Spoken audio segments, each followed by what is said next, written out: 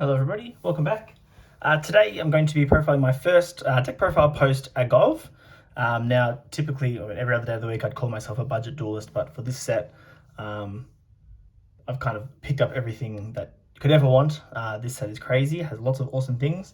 The thing that I'm really keen about is actually the Horus cards. Now, I know there's a lot of people that would kind of say that they're a trap or that they aren't necessarily going to be like the most top tier thing, but I just think they, for deck building sake, they do allow a lot of really cool, interesting things. And for me and kind of how I play the game and build decks or whatever, the Horus engine as an engine or as a deck is really, really fascinating. And I think there's lots of really cool, innovative things that you could do with them. So this first profile I'm going to do is a Runick Horus deck. Predominantly, that's generally what the main core of it is. But what I'm kind of missing at the moment is the payoff. So the extra deck is where certainly there are some gaps. Maybe I'm wrong, maybe it's fine, but I think in the extra deck specifically I think there could be more of a payoff for what we're doing with all of the advantage. So this deck generates crazy amounts of advantage. You could easily draw up to 14 cards potentially from your deck, depending on the types of hands you draw. You'll see it when we get there, but this engine is just, the whole deck is just draw cards. Really, really fun to kind of lab and test. But I just think the payoff is currently missing. There's something that needs to be either in the next deck or the main deck. I'm not exactly sure where, but there's missing something that's just unfair, which is obviously what makes a deck good, right? Is its ability to do unfair things. And currently there are some pretty unfair things this deck does, but nothing that results in kind of like a really strong end board. Often the end boards kind of just look like SP Little Knight pass with a bunch of cards in hand, of course. Like and there's a lot of follow. There's a crazy amount of follow up as well. But to go into the profile, we've got 3 Imseti Glory of Horus. Obviously, you want to see this in your hand to discard it alongside another card to draw, to search for the King's Sarcophagus, which we're playing at 2 copies. And then as you draw a card, and of course, King's Sarcophagus allows you to discard a card from your hand, or send a card from your hand, to send a Horus monster from deck to grave. We play 1 of each of the other ones. At the end of the day, these are all just, they're vanillas with fun payoffs if you get to use them. Specifically, like these 3, this guy's payoff isn't so great. But if you don't know what they do, Imseti, if one of your cards is removed from the field by your opponent, Imseti will send a card from the field to the graveyard, which is really nice. Duamatef here draws cards equal to the number of monsters with different names in your main monster zone, which can obviously draw you a lot of cards if they do that. Happy allows you to target 2 cards that are banished and are in the graveyard to either add them both to the hand or shuffle into the deck, so that's really nice as well. Really great recursion. And then this one here with the really long confusing name means your Horuses can't be targeted with card effects, which combined with the field spell, they can only be destroyed by card effects if they target them. And then this also means they can't be targeted. So my first thought with this deck was that I wanted to try and play the Horus cards as a pure deck, which obviously no one's doing, and they're not really a pure deck, but I think in Runick, they kind of are the main engine as far as like the monsters go. So my original thought was, can I just leave these monsters on the field? Because your opponent has to really work to out them without kind of giving you too much advantage. And then like the Runicks would kind of cover up or fill in the holes with the disruption side of things.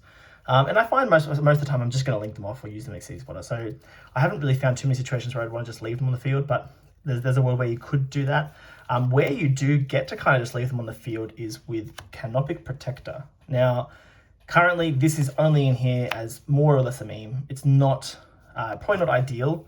I'm playing it alongside 1 Foolish Burial Goods, which we can access through Thrust, which we will see in a second because there's more to this deck that allows you kind of see Thrust. Well, not see Thrust very consistently, but utilize Thrust very, very consistently. So Canopic Protector is really cool. It's kind of like Branded Regained in that it revives your Horus monsters, but it's not once per turn. So once per chain, when your opponent activates a card or effect, you can special summon a Horus from hand or grave, and you can't special summon that name again for the rest of the turn.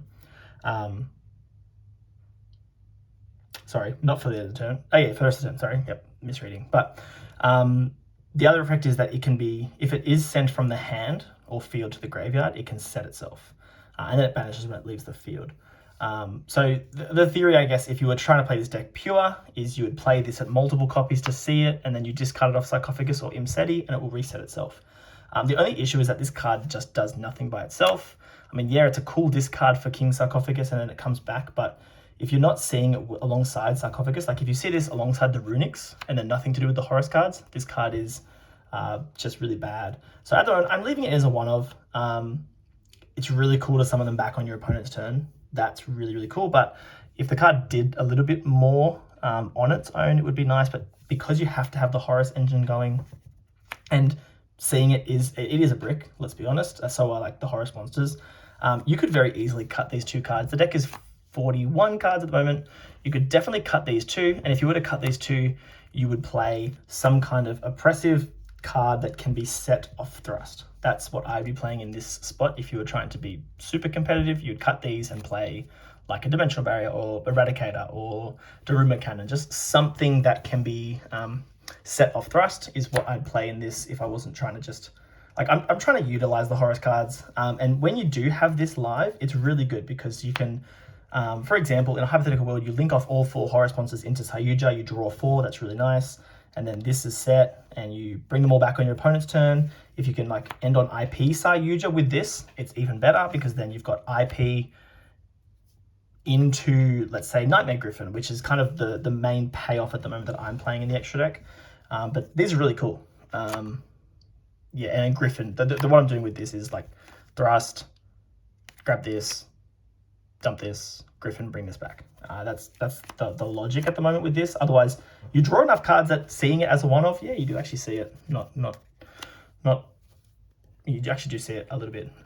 Then this is where I really started thinking about what I wanted to do with the deck, and that is the Gen and Ken engine. So I'm playing 3 Gen 1 Ken with Rhoda because Gen is the one you want to see. And then to go alongside this is kind of just all about decks non-engine. It's thrust, it's talents, and it's a change of heart, and then that's where the goods comes in. So I count this here, but yeah, this engine is really nice. There is a world where you'd want to play more Ken. There's a world where I'd want to play one more Ken, but then like you get into this weird issue where like the Runicks, you kind of start not seeing them as often. Like you really want your deck to have lots of Runick cards in it so that you see them all the time. But this is really nice. This gets the ball rolling. This yeah, it's just really cool for advantage. Like obviously you draw 2 with Ken, then you can kind of activate talents to draw 2 again. Somewhere along the line you can make Sayuja, you draw 4 more, put 3 back. You can draw, like there's been examples where I've with Fountain, I've been able to draw 6 cards off Fountain because you obviously have multiple copies. It's just really kind of nutty. The rest of the deck is Runicks, so it's 2 Fountain, 3 Tip, 3 Slumber, 3 Freezing, 3 Flashing, 3 Destruction, Dispelling, and a Smiting Storm. So it is a Runick deck. Playing 17 Runicks plus Fountain, and then obviously what the rest of the deck you've seen. I'm not going to really explain the Runicks too much. Obviously you get really nice discard with Hugin to be able to discard cards like the Horus monsters that don't want to be in the hand, or the Canoptic Protector. That's always really nice as well. And then being able to draw into some of those more power cards like Talon's Thrust, as well as Imseti as well, or Ken and Jen if you haven't seen them already, is really nice. The extra deck, this is where I am not super sold on what is going on in the extra deck. I'll explain my choices when we get there, but for the Runicks, this stuff is all, like, I wouldn't really change any of this. 2 Hugin, 1 Sleipnir, and 1 Gary. These are great. These all do a job. And then for the XEs, this seemed like a pretty good deck to put the new Typhon into. It's kind of like a control-y deck. It's just another additional disruption. And then we've got some play spots. Now, I will set up this by saying that prior to Agov, or a little bit prior, where I hadn't really considered purchasing the Horus cards, I actually went and sold some of my like good rank 8s, so like Photon Lord, Coach King, Giant Trainer. So that you would play these over some of these choices. Like for example, the Heradic Sky Dragon, you wouldn't play this. I mean, the targeting protection is cool because like your Horus monsters have to be targeted. So having targeted protection is kind of cool, but then at the same time, you don't mind activating your Horus effects too. Also, this would protect Fountain from a Cosmic Cyclone, so I mean, it's got some applications, it's not terrible. But you'd potentially play Photon Lord over this one. I'm playing Felgrand just because it's kind of like a negate. Hope Harbinger, I think you would definitely play. Dingisu, I think you would definitely play. These are both really great. What I'm not playing, I was playing for a while, and what I'm not playing now, potentially still would, is the rank 9 Spider and Zeus. The only issue, the only reason I've cut them is because like it's a Runick deck, so like when you go to the battle phase, you kind of want to be going for game at that point, not Zeus. Although the logic was that before activating any Runick spells, if you just used the Horus cards to kind of bait out things with Zeus, then you could kind of follow up with the Runics from there. But yeah, so that's another thing you could do, is you could cut like these two for the rank 9 Spider and Zeus, except I just feel like they won't come up as much. The other thing you could cut certainly is like the Dark Charmer. This card's probably not necessary. I'm playing it at the moment just as like a way into like a kind of a fairly free SP Little Knight. Like, you know, make dark and then steal them on, like take a monster from the graveyard, then go into SP Little Knight. But yeah, this is probably a flex spot as well. You don't really need this. The links, we've got Goddess. Goddess is really good because obviously you can generate a heap of bodies with the Horus monsters. You're often without a battle phase, so having Goddess to kind of out things alongside like a Dingisu as well. So Dingisu, Goddess, these are just ways of outing monsters without using a battle phase. Sayuja, because you can draw 4 all the time. That's really nice. Nightmare Griffin is currently my extra deck payoff for kind of like an end board. SP Little Knight and IP are the last two. And again, SP is another thing that's it's just always on the end board somewhere. It's a really, really great card as well. So that's the extra deck at the moment. Yeah, Coach King Giant Trainer, I think you could certainly find a home for in this deck, as well as Photon Lord. They could be, for example, the Heraldic Sky Dragon and the Divine Dragon Felgrand. Like, they could both be those two, and I think it would be fine. Like Dark as well, like that could be another spot where you make a cut as well. I've thrown together a side deck. It's just hypothetical. It's not necessarily what I would play immediately, but the deck can play some of these cards, which is really nice. Droll is great. It's coming back into the limelight, this format. This is a card that the deck can play. You don't really have any effects that activate in the graveyard outside of the Canopic Protector, which, like I've said, you don't even need to play. Like, I'm just playing it because it says Horus, and I'm just testing the Horus stuff at the moment. But you can play this. My locals has some tier. It's got some Unchained, so this is pretty good. Yeah, definitely a card you could play. You can't play it alongside Thrust. Like, Thrust can't search Inscription because this has to be at the start of main phase 1. But the point is that this doesn't affect you, which is great. Cosmic, because I think Cosmic is just always a great card.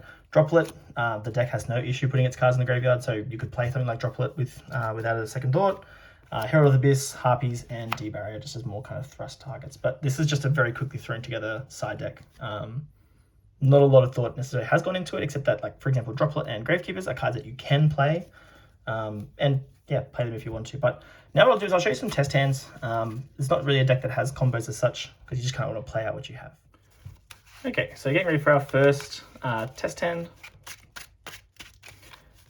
This is because you draw so many cards. Like, this type of deck is one where you just got to kind of see where the draws take you. We just want to end on some amount of Runick's Horus monsters in the graveyard for follow-up. We've got Fountain, Thrust, Rhoda, Slumber, and Duamatef. So obviously the Duamatef is fairly useless, but we've got a very easy start with Rhoda. That's going to grab us again, which we can normal summon. We can give our opponent the Ken.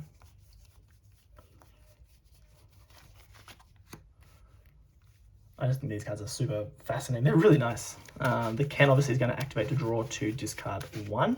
The other thing about all the discards is that you often want to just discard Runics to load up Fountain. So we'll draw 2 here. We've got King's Sarcophagus and a second Slumber. So the Slumber obviously is a very easy discard, so is the Duamatef. We could go either way here with these. We'll discard the Duamatef. Now, from here is where we kind of have to start making some decisions. So obviously we have Thrust. We've already got the Horus kind of stuff on lock as well. We would like to draw some cards with Fountain. Thrust can get us into Talents, but then Thrust could also get us into Change of Heart to take Ken if we want the extra body.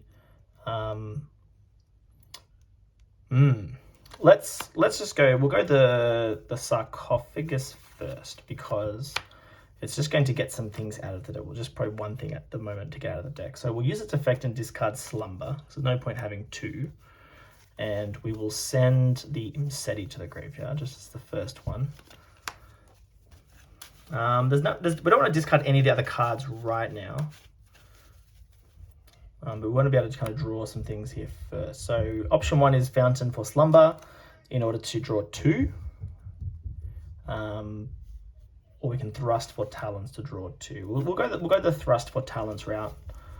Thrust obviously opens up a lot of like deck building because if you can search any normal spell or trap. So we'll go Talons to draw two. Other notable things you can do, obviously, like if we took Change of Heart and later on the line we saw a Talents, then we could have I forgot what I was going to say. Never mind. We're going to draw two with Talents. Okay, more Runick cards. Okay, so from here we've got one Runick in the graveyard. What we can do is we can go something like Destruction to Special. We can summon out Hugin. We can use Hugin's effect and discard, or we can discard another Runick in order to grab Fountain.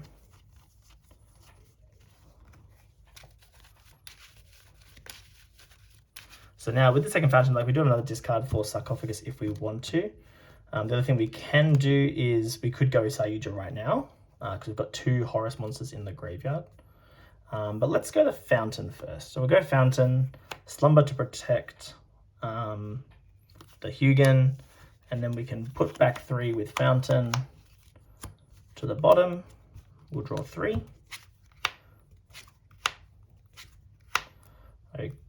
Okay, so obviously we've used Destruction already. So now we're probably going to go Sayuja here. So we'll bring back Imseti and Duamatef. We're not going to discard any cards because we've got enough. We can just use Sarcophagus later. So we'll take these four, make Sayuja, just to kind of give us all of the best possible draws because we've got a couple of bad cards in our hand that we're happily going to put back. So we can draw 4, 2, 3, 4. Okay, so like obviously this is where we didn't necessarily have to Thrust for Talents, but it's okay.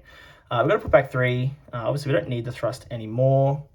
We could hold the Destruction. We don't like the Talent we know is now not going to be live any longer, so like that could be a card we put back as well, just to load up with Runicks for strong disruption. And the last one we can put back, obviously we could choose between Fountain and Sarcophagus. We might put back Sarcophagus here to the bottom. So one thing we want to kind of do now is, I mean, we can draw more cards with another Fountain. Obviously we have the second Fountain. We've got one Runick in the graveyard. We've got Tip that can still be activated. Flashing Fire can also be activated to pop the Ken. So this is also what's really nice about Jen and Ken is that you're giving, like you can turn on more Runick spells especially when your extra monster zone is locked up as well. So what we will do is we'll activate another Fountain. We're probably just going to be getting to something like an SP pass with Runicks in hand. From here we can go Tip. We'll use Tip to grab Freezing. Just thinking about the Runick spells we want to kind of have going into our opponent's turn. From here we could put back 2. Or we could Flashing Fire, pop Ken to draw 3. We might go for that. So we'll go Flashing Fire, pop the Ken. And obviously all along the way we're milling cards from our opponent. Now we can put back our 3 Runicks to draw 3 more.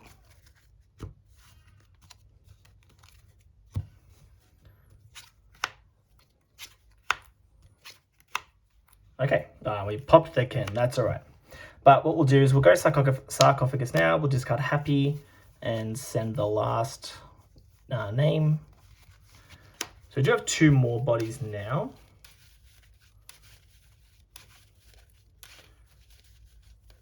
One extra body could have gotten us to rank 8 and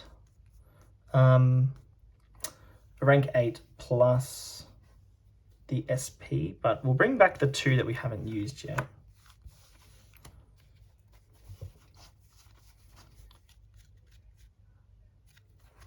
so I think it's just easy. It's just better to go to SP. So what we'll do is we'll summon him in defense. We'll link off Sayuja and the one with the confusing name and summon SP. And that's probably where we end it there. So I know with the Runicks, we've got 4 in hand, obviously none in grave, so we're going to have to work a little bit to get to our fountain draw. But like hypothetically, playing out our opponent's turn, Happy is really nice because we can get 2 cards back into the deck or add them back to the hand. So the board is just like, it's annoying because like our opponent has to give us back, like we can give us back Thrust into, or Thrust or Talons. There's things that we can kind of get back from the grave here that the opponent doesn't really want us to have back. But anyway, that's the first hand. You can kind of see what we're going for. Sorry, the fountain's off the screen there, but we've got a bunch of Runicks, SP, Happy, Sarcophagus. The follow-up is crazy. The end board doesn't look super intimidating, but yeah, it's I don't know, it's kind of a fun deck where you just like, you can draw so many cards. I find it very fascinating. It's not necessarily going to be tier 1 status or anything like that, but for locals, certainly you could have a lot of fun with it.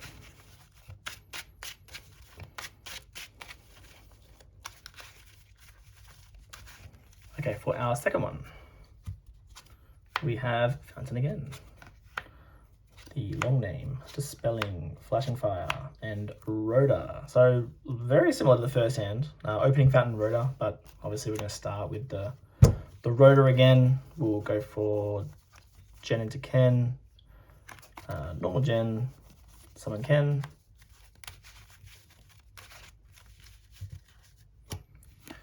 So we can draw 2. And discard 1. And we've got Thrust, so that's pretty nice. All right, what we'll do is we'll try and kind of set up for some Runick draws before we go and Thrust, just so we can potentially take the can, give them Gen, make them discard a card. That's always feels nice. So we can go Dispelling, summon Hugin. Hugin, we'll discard Flashing Fire, and we'll grab our second Fountain.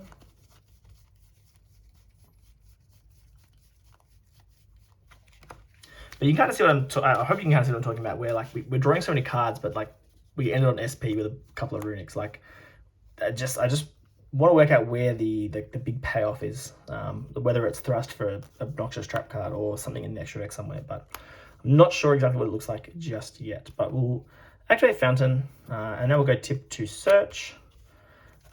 We can grab anything here really. I really like getting Flashing Fire. Obviously between like just something that we could use on the opponent's turn if we want to. But this of course is going to set up Fountain to draw 3. So we'll put back Flashing, Dispelling, and Tip. We're going to draw 3 cards. Ooh, Sarcophagus is nice here as well. So we can kind of start discarding some things as well. We've got Thrust. We don't necessarily want to steal the Ken now. We haven't really got more ways to draw just yet. We could discard the 2 Runicks, but we don't really have a way to kind of get the second Fountain going just yet. So it's probably just going to be Thrust for Talents again.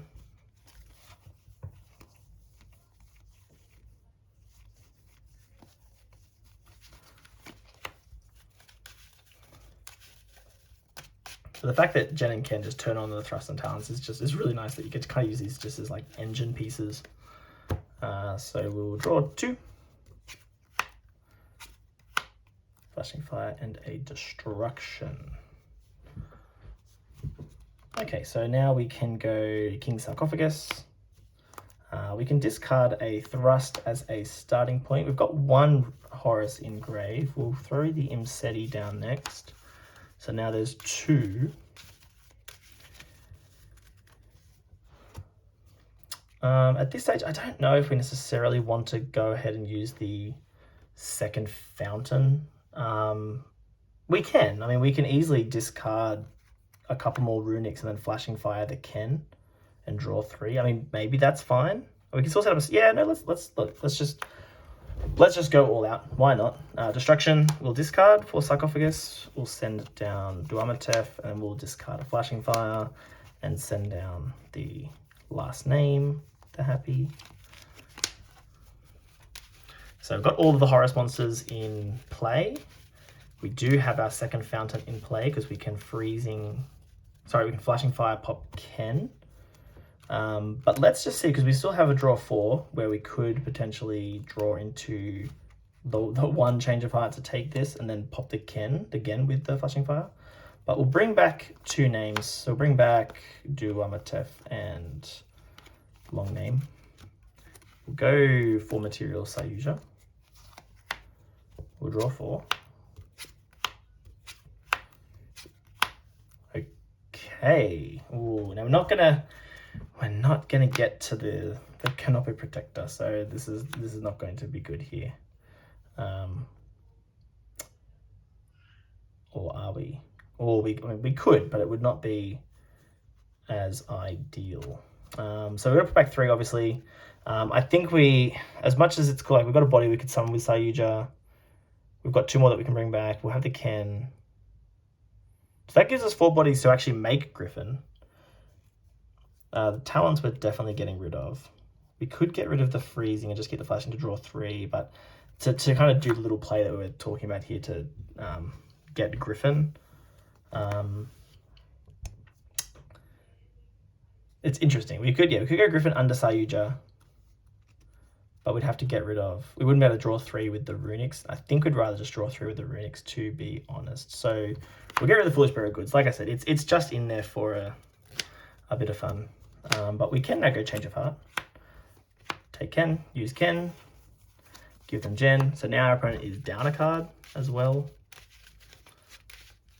So notably, this is our SP Little Knight here, which we do have. We'll go Flashing Fire next to pop the Gen, just so our opponent's now off the body. And we go Flashing Fire, Destruction. Oh, sorry, we're going to activate the other fountain first. Put back the 3 Runick cards to draw 3. Dispelling Slumber and Freezing. Dispelling we used earlier.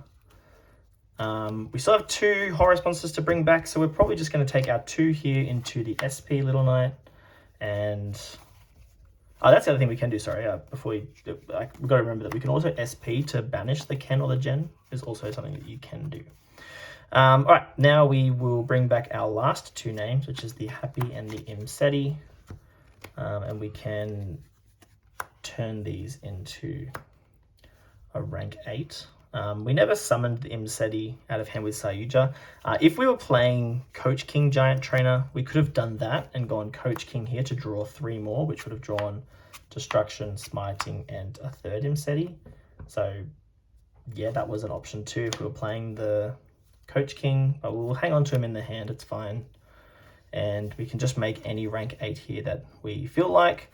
It could be like Heraldic Sky Dragon just to protect the fountain, is fine, or just any rank 8 could be Divine Dragon Knight Felgrand, is also just like, that's a fine option too. But yeah, that's the second test hand. Same kind of deal. The follow-up is awesome. So obviously we have the Runicks, none in grave at the moment, but we've got Dispelling, we've got Slumber, and we've got Freezing that we can use at our disposal to then draw 3 again. We've got a fountain in the graveyard that we can bring back with Gary at any point between our Runick spells. The Imseti does nothing right now, but on our next turn, if the sarcophagus was to be outed, we could obviously search our second copy and bring back all of our bodies. Obviously we can't attack, but if we can get to the next turn, that's when we can kind of just like really explode, because we've already used the Sayuja, so that's when we start making just like, we kind of like set up a board on turn 3, so we can make something a little bit more degenerate using like Nightmare Griffin, for example, and other just annoying kind of monsters to deal with. I'll do one more. Obviously these are fairly lengthy kind of test hands just because of the nature of the deck. There are decisions to make. I think it's important that if you do see Thrust first, that you do try to avoid using it if you can, just because Thrust does represent a few other options along the line. So if you can kind of like sequence it so that the other draws you use are not Thrust first, like Thrust into Talents, that way you can kind of get the most out of Thrust. Because if you have to use Thrust for Talents, that's fine. Like drawing 2 is always nice, but yeah. For our third and final test hand, we've got we drew it. How good. freezing, slumber, thrust, and tip. All right, so we drew it, but it's obviously alongside no Horus cards at the moment. So right now it is a big brick, but what we're going to do is try and obviously draw into it with our Runick cards. So what we'll do first is it's going to be freezing to summon the Hugin. And now I'm going to work out what we're going to discard. We've got the Canopic Protector that we can discard at any point. We could just discard the Slumber now so that the tip is able to, like, we can still get the draw anyway. Slumber is a free activatable one, but yeah, we'll discard the Slumber to grab Fountain.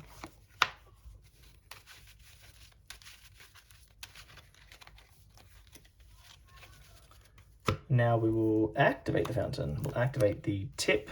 We'll grab Flashing Fire.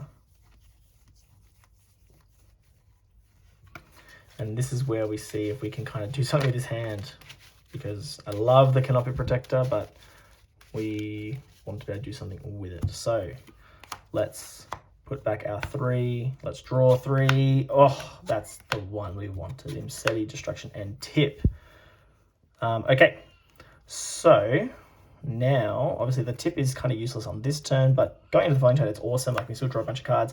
We've got this thrust, which is just sitting in the hand dead at the moment. Obviously, you know, our opponent could make it live for us, but we haven't given them a monster or anything. So we just have to set something with the thrust, which is not ideal because we're not really playing anything that wants to be set at this point. But now we can go Imseti. We'll discard the Canopic Protector to grab the Sarcophagus. So I think where we want to go now is kind of work our way up into a Sayuja, because that's going to be the only way now to generate more advantage. The Canopic Protector is going to set itself to the field.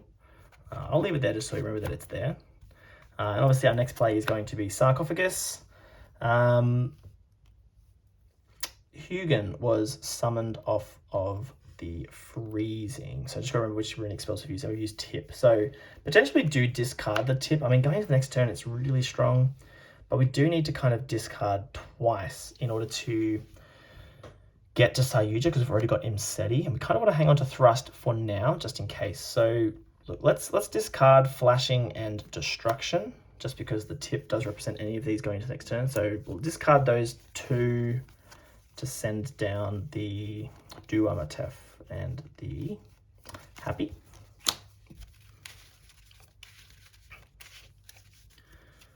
Okay, now we are we're going to bring these all out, and we're going to go for a Sayuja. All right, we're looking for some good cards. Tip, not ideal. Slumber, Change of Heart, and Dispelling. All right, well, this hand is very slowly coming to an end. We probably just put back the 3 here. We still have to discard 1 card for...